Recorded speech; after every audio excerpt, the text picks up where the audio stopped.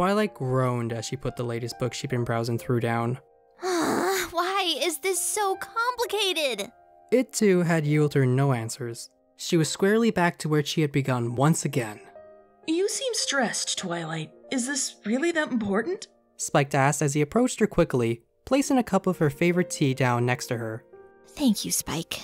Twilight sighed softly, levitating the cup of tea to her lips and taking a sip as she started to settle down again. And it is. This spell is baffling me now. There's no indication in the book it comes from that suggests the spell is bad. Yet I have 4 separate testimonies that the spell shouldn't ever be used again. Twilight rubbed her forehead carefully. Have you asked them why? Spike asked curiously. Of course I have, Spike, but... She took another sip of her tea as she thought about her friend's reasons carefully. Pinkie found out about her sister through the spell, but refused to explain how beyond that she had to go through some fog-filled version of Ponyville. Fluttershy and Rainbow Dash also said they saw the same thing. Twilight groaned softly. Poor Pinkie. It's sad that she lost her sister when she was younger. Spike frowned, thinking about it. Yeah, I know how you feel, Spike. Twilight said, calming down a little, the reminder sobering her emotions. But back on track. Chances are that Fluttershy had something similar happen to her. Except she hasn't told any pony besides Rainbow Dash. And from what I can tell, it wouldn't be a good idea to pressure her into telling us. Which is why I've been doing this research. To try and figure it out on my own. Have you figured anything out yet? Spike asked curiously, looking at Twilight's notes. Nada. Nothing. Zilch. Zero. Twilight groaned, frustrated, putting her head against the table. I've gotten nowhere, Spike. I've looked at every detail, every loophole. Anything that would tell me exactly how this spell works or why it does what it does. She lifted her head and levitated her copy of Dreams of a Psychological Understanding over to her. The book once more flipped open to the offending spell in question. What's so difficult about that spell? I mean, you're Twilight Sparkle. You can figure out any spell you put your mind to. Thanks, Spike. Twilight said, lifting her head. But the problem is just the lack of information. She put her hoof against the page in the book. This book has a description of the spell and how to cast it. And that's it. Every other spell has details on it. Possible side effects, proper handling and use, just basic info every spell should have. And I didn't notice any of this till I started studying it. Twilight closed the book, not wanting to look at the page anymore. So I went searching for answers in the rest of the library, but I turned up nothing. Twilight said, turning to the massive amount of books and papers that were scattered around the library, a usual scene after her intense studying. Every book on dreams, psychology, and understanding of the mind, anywhere the Mind Delve or a similar spell might appear. There was nothing.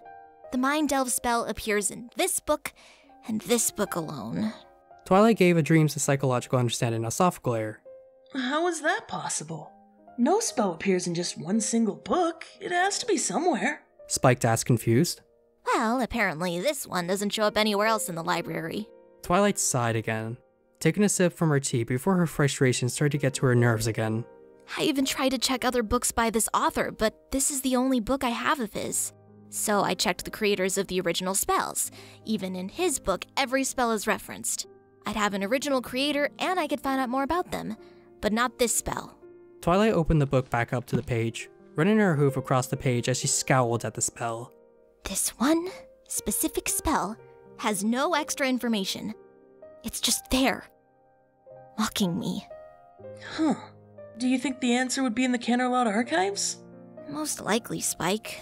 But I can't just waltz over to the Canterlot archives whenever I want. I've still got things to do in Ponyville. I've got to help Applejack with the farm, then help Pinkie Pie try and figure out her new recipe. Rarity wants to spend time at the spa as well. And then Fluttershy and Rainbow Dash want to talk to me about some personal spell they need. My schedule is booked solid. Twilight? How are you going to find time to go to Canterlot then? That's exactly what I'm saying, Spike. I can't go to Canterlot right now. As much as I'd like to. Twilight sighed again, carefully sipping her tea once more. No, I mean, you have to find time to go to Canterlot, Twilight. Your evaluation is next week. Don't you remember? My evaluation! Twilight cried out in a panic, not even flinching about her tea. I completely forgot! Her horn lit up as her books and notes quickly moved to the side and her list of things to do flew over. At the top of the list was in fact, underlined in red, the date of her evaluation, 1 week from now. Oh, Spike, why didn't you remind me sooner? She said, jumping out from her seat and rushing around quickly, putting books back on the shelf haphazardly as she panicked. Well, I've never had to remind you before, Twilight. Besides, it's not like you to forget something so important. How did you forget about it? Spike asked, scratching his head a little confused. The last few days have been very stressful, alright, Spike? Twilight said, shaking her head. She didn't want to admit to Spike that the combination of Pinkie and Fluttershy's dreams had been getting to her, as much as she'd like to forget about them. On top of that, she was still worried about the mental health of her friends. Even though they said they were fine, she worried. Pinkie Pie lost her sister and Fluttershy likely suffered something similar. There was no way she could believe they were handling it as well as they showed it to others. Then on top of that, she'd been researching the Mind Delve spell. That's not like you, Twilight. You've never forgotten about your evaluation before. Even when you've been busy, you remember it. Spike seemed a bit worried now. I'm fine, Spike. Twilight thought about her words carefully. I guess things have been bothering me, alright? But I have no choice now. I can't fail the evaluation. So there's nothing else I can do. I have to put all my other plans on hold and go to Canterlot. Twilight said, gathering the books scattered amongst the library more calmly now, then placing them away gently. Well, your friends will understand, Twilight. Besides, you could use a short break from all this. Study up on your magic for the test and all. I'm sure you'll be feeling better in no time. Spike said, moving to help Twilight pick up the mess of the library. I hope you're right, Spike. Twilight thought, still feeling a bit of a grip on her heart. If her friends were in trouble, then so was she.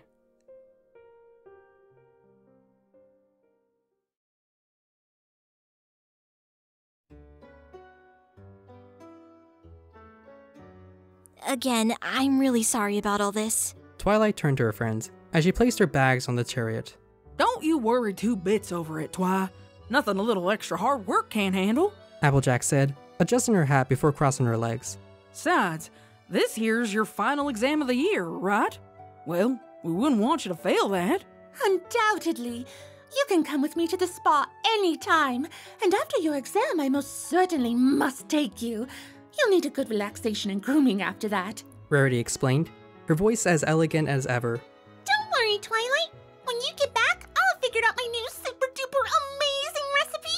We'll throw you a super awesome congratulations party with cakes and sodas and balloons and streamers, and every pony in Ponyville will be there. Pinkie sprouted happily, prancing in place, already excited for the party. It's okay, Twilight. Really, this is very important for you. Don't worry about our small problems if they'll interrupt your big one. Fluttershy offered up with a smile. Yeah, we can wait till you get back. You have a good trip. Rainbow nodded in agreement. Thanks. Still, I really feel like I should apologize for not remembering. Twilight smiled softly, looking at Rainbow Dash and Fluttershy. But I suppose with all the craziness the last week or so, what else was I supposed to do? Fluttershy and Rainbow Dash each gave a soft laugh as they rubbed the back of their heads. We're all set to go, one of the royal guards said. Thank you, sirs. She nodded politely to them before turning back. Alright, I guess I'll be off then. You will be okay taking care of the library by yourself, right, Spike? Twilight asked cautiously. For the millionth time, of course I will. Spike said, rolling his eyes, having heard the question far more often than he'd like. Aloysius will be there too if I need any help. You've got nothing to worry about, Twilight, I promise. Well, then I'm off, everyone. I'll see you all in a week. Twilight said, finally satisfied with her goodbyes. The royal guards gave a quick nod and proceeded to take off into the sky. Twilight waved to her friends, who waved back to her as soon as they disappeared into the distance of Ponyville. Twilight let out a soft sigh as she settled into the chariot ride. She looked at her bags, before opening it carefully with her magic and pulling out Dreams of a Psychological Understanding. She scrutinized the cover once more, before her eyes landed on the name of the author. Magus V. Dark Arts. Twilight read out loud, for what it seemed to be the 100th time for her. I will find out about your little Mind Delve spell, if it's the last thing I do.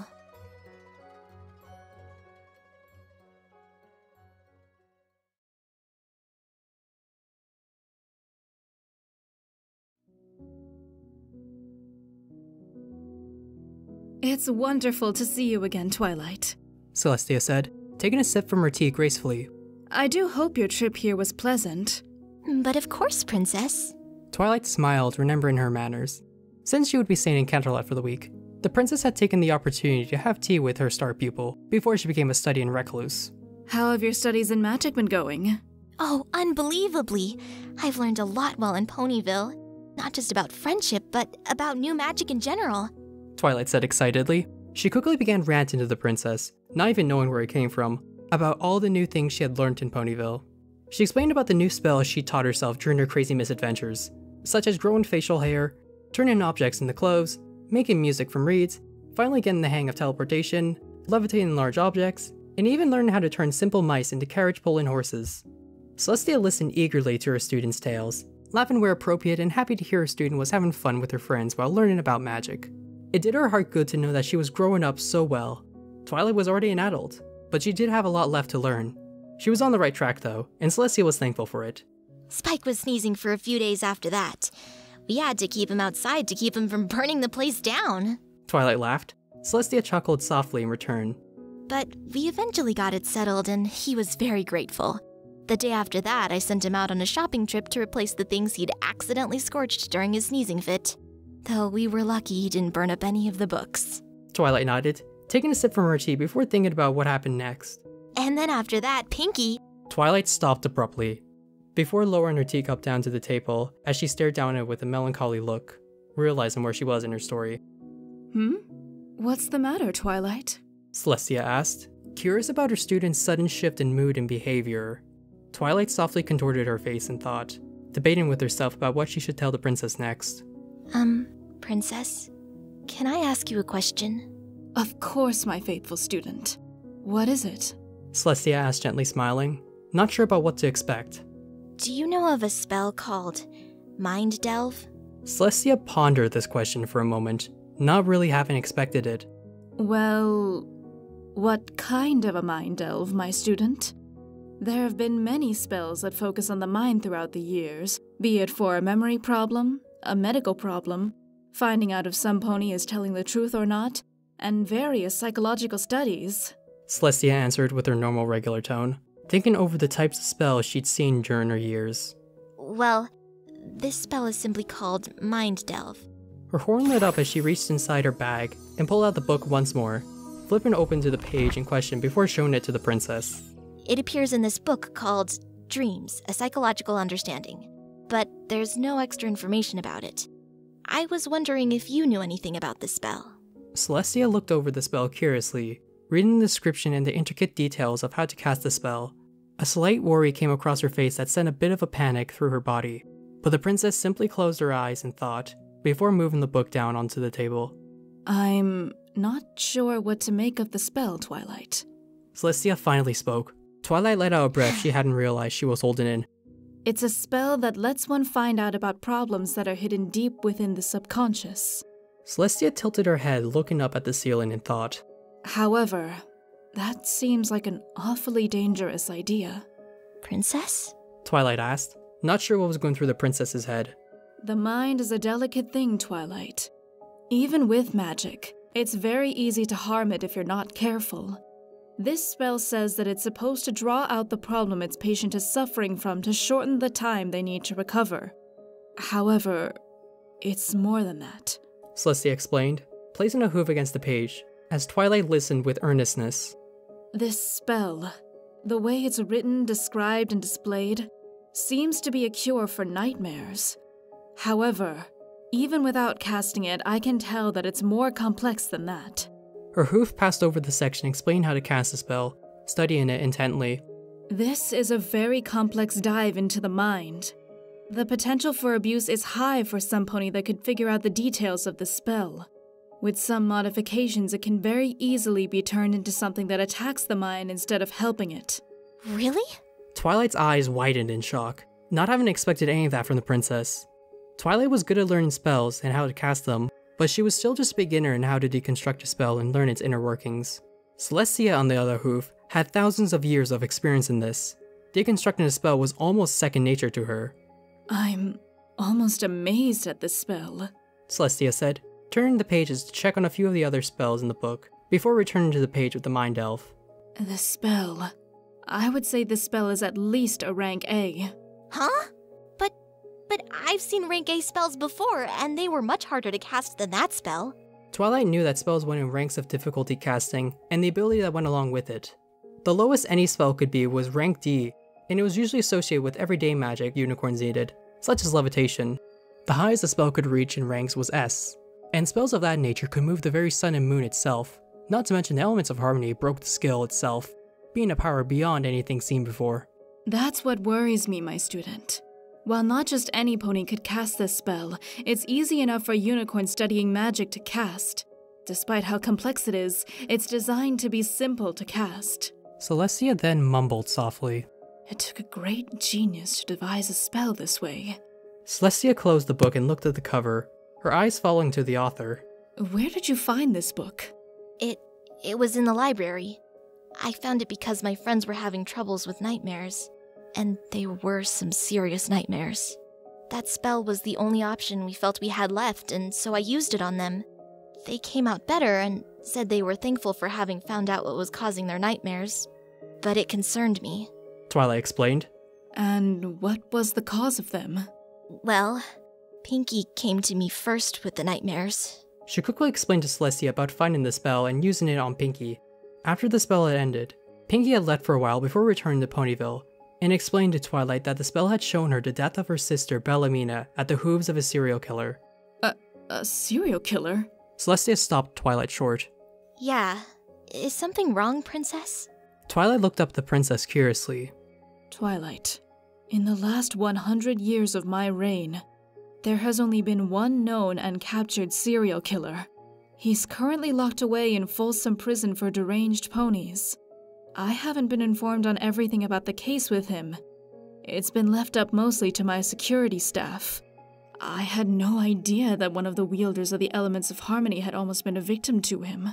Celestia looked away from Twilight, as if gears were turning in her head as her eyes narrowed. Well, Princess, Pinkie may have been a victim to his evil, but she's all right now.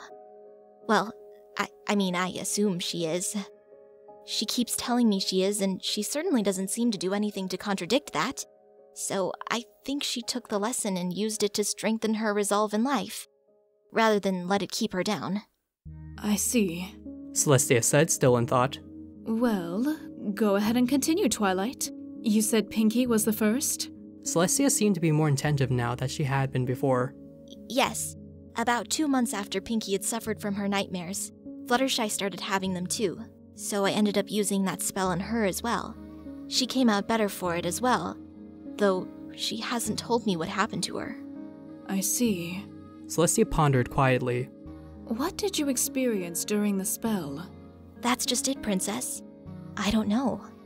Both times I used the spell, I found myself in a dark, foggy void staring at a floating picture that morphed and changed.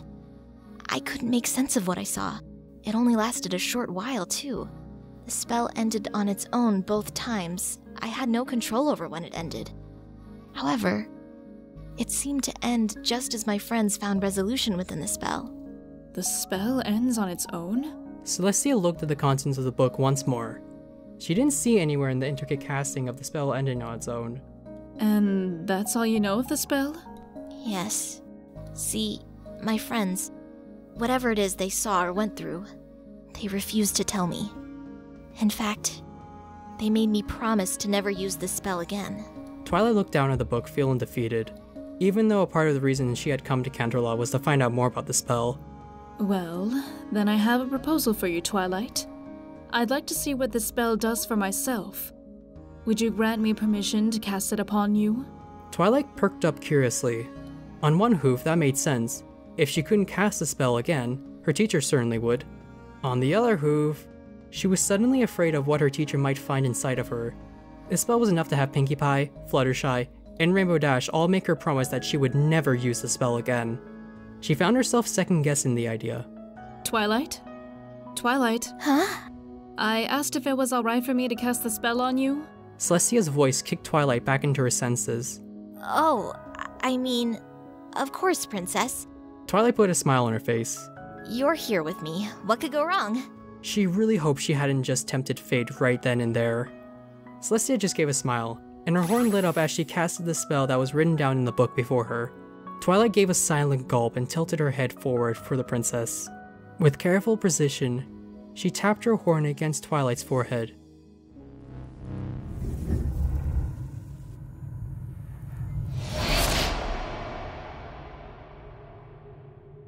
Everything was pitch black around her.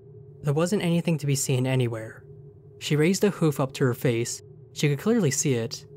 She looked at more of herself, able to see herself completely despite the lack of a visible light source. Twilight looked down where she thought she would see the ground, but only saw darkness. Her hooves weren't standing on anything discernible.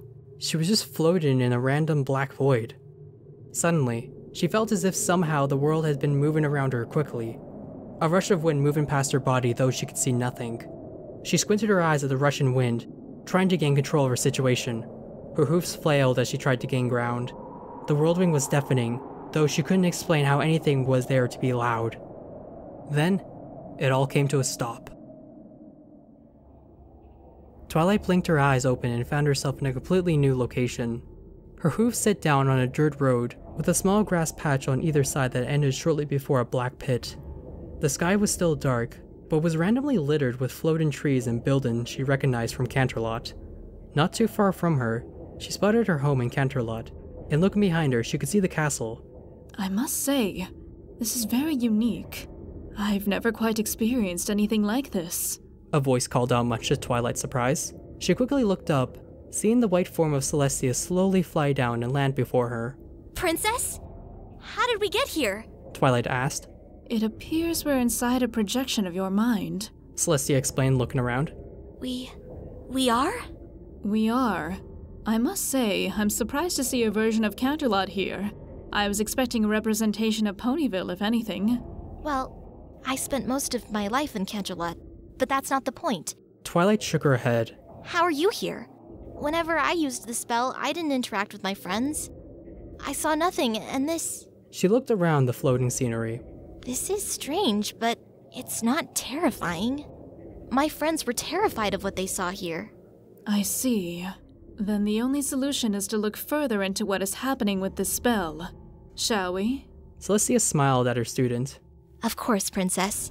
I couldn't pass up an opportunity like this to learn more about the spell. I'm glad, my faithful student. Celestia said happily, the two of them walking down the dirt road to the house that looked like Twilight's.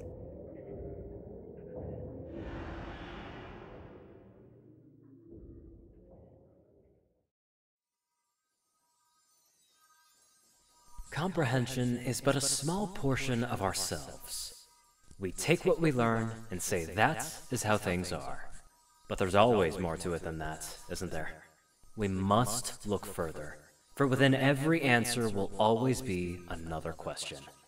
Magus V. Dark Arts.